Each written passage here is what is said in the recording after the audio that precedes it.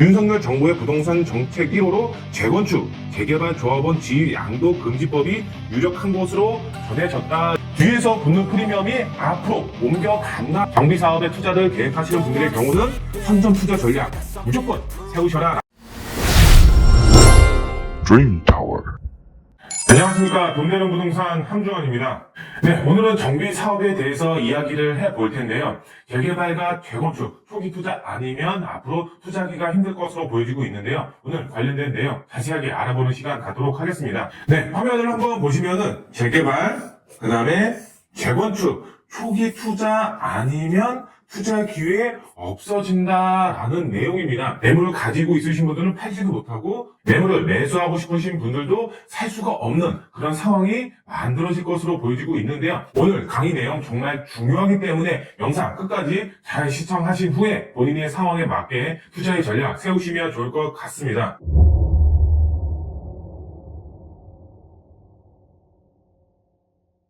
조합원 지위 양도 금지법이죠. 정말 중요하다. 별 5개짜리다라고 보시면 될 것 같은데요. 보도 내용을 한번 보도록 하겠습니다. 윤석열 정부 부동산 정책 1호는 재건축 재개발 규제 완화다라고 이렇게 나와 있습니다. 윤석열 정부의 부동산 정책 1호로 재건축 재개발 조합원 지위 양도 금지법이 유력한 것으로 전해졌다 이렇게 나와 있습니다. 이 말이 무슨 말이냐? 이 조합원 지위 양도 말 그대로 내가 가지고 있는 매물 자체를 다른 사람한테 매도를 함으로써 내 조합원 자체를 다른 사람한테 양도한다. 그런데 이 양도 시점이 있습니다. 뒤에 가서 정확하게 짚어보도록 하겠습니다. 현재 재건축의 경우는 조합 설립 후다. 매물을 팔 수가 없다. 그리고 살 수도 없다라고 보시면 될 것 같고요. 재개발이죠. 재개발의 경우는 관리 처분이 나고 나서부터는 재개발 같은 경우도 매물을 팔지도 사지도 못한다.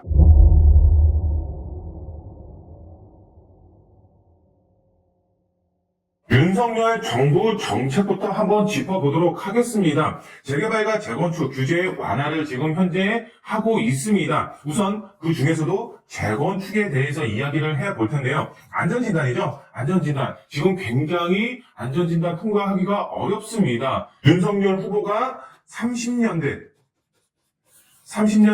아파트의 경우는 안전진단 면제 카드를 꺼내 들었습니다. 재건축 아파트의 경우는 규제 정책이 굉장히 많이 쏠려 있습니다. 우선 초과이익 환수제, 그 다음에 분양가 상한제, 재건축에 투자하기 상당히 껄끄럽다라고 보시는 분들이 굉장히 많이 있습니다. 하지만 윤석열 정부가 초과이익 환수라든가 분양가 상한제, 그 다음에 안전진단 면제 카드도 꺼내 들었기 때문에 재건축 투자 앞으로 큰 바람이 불 것이다 라고 보시면 될 것 같은데요. 안전진단 완화 카드를 윤석열 정부는 먼저 얘기를 했었습니다. 준공 30년 된 이상 아파트들이 안전진단이 통과가 된다라고 보시면 될 것 같은데요. 구조 안정성이죠. 지금 현재는 50%지만 이것을 30%로 대폭 낮추고요. 그 다음에 주거 환경이 15%였는데 30%로 올림으로써 여러 가지 기타 사항들이 합쳐짐으로써 안전진단 자체가 쉽게 통과가 될 것으로 보여지고 있고요. 행정 절차라고 나와 있죠. 이 사업이 진행이 되는 사업 절차다라고 보시면 될 것 같은데요. 우선 안전진단 통과 같은 경우는 재건축에 해당이 되는 부분이고요. 구역 지정. 말 그대로 재개발이다라고 보시면 될 것 같습니다. 그 외에 순차적으로 진행이 되는 사업 방식은 동일하다. 우선 재건축이죠. 재건축 현행 단계입니다. 재건축의 경우는 조합 설립 미인가 이전까지는 거래가 가능했습니다. 그리고 재개발이죠. 재개발의 경우는 여기 관리 처분까지는 조합원 지위 양도가 가능했고요. 하지만 이게 굉장히 앞으로 당겨졌습니다. 재건축 개선 방향이 나와 있죠. 지금 안전진단입니다. 안전진단 이 단계부터는 거래가 불가능하다. 그리고 재개발의 경우는 구역 지정이다. 이때부터는 조합원 지위 양도 자체가 불가능하다. 그러면 우리는 어떻게 해야 되냐? 재건축의 경우는 안전진단이 통과가 되기 이전에 투자를 하셔야 되는 거고, 재개발의 경우는 구역 지정 되기 이전에 정말 사업 초기 때 투자를 하셔야 된다라고 보시면 될 것 같은데요. 그만큼 예정지 아니면은 이제 투자를 할 수가 없다. 왜? 법으로 이제 막아놓는다.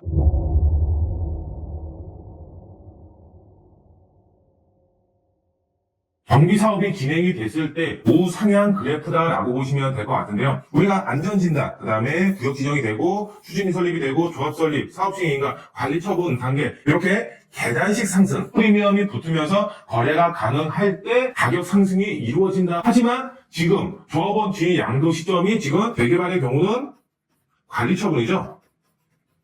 이 관리 처분 단계가 이제 재개발, 그 다음에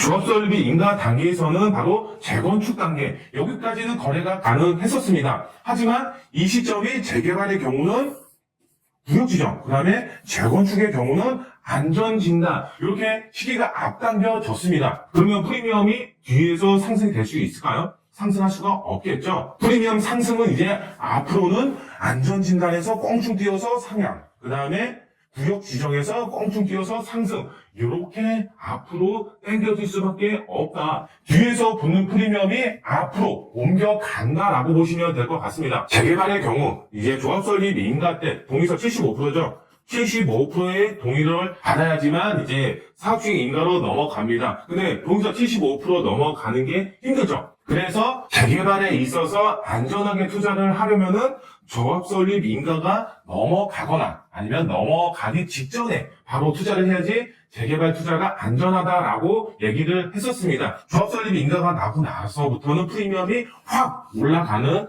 단계였었습니다. 하지만 앞으로 이런 사항들 없다. 이런 사항들 없습니다. 초기 투자를 할 수밖에 없는 상황이 앞으로 왔다.